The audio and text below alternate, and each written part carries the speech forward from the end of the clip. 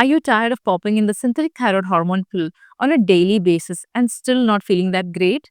Then here is a simple self-care tip that you can do based on the kind of condition that you're struggling with. So we have three different oils based on your condition. The first one, castor oil, if you're struggling with hypothyroidism. If it is hyperthyroidism, then you can go for cow's ghee. And in case of goiter, you can go for walnut oil. Now let me show you how to do the massage. To begin with, take some warm oil between your fingers and give it a nice rub. The second step would be to tilt your head backward and give a nice massage at the site of your thyroid gland. Whenever you massage, ensure that you're giving it upward strokes. The reason for the same will be shared later.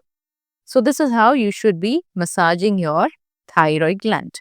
In case of hypothyroidism, castor oil is to be used if there is sluggishness, lethargy, and incomplete bowel evacuation. In case of hyperthyroidism, A2 cow's ghee works wonders in case of irritability, anger, diarrhea, loose bowels, and insomnia. And in case of goiter, walnut oil is the best because it is selenium rich, which helps in the formation of active thyroid hormone. It can also be used in hypothyroidism if there is no inflammation. Follow us for more such thyroid related tips.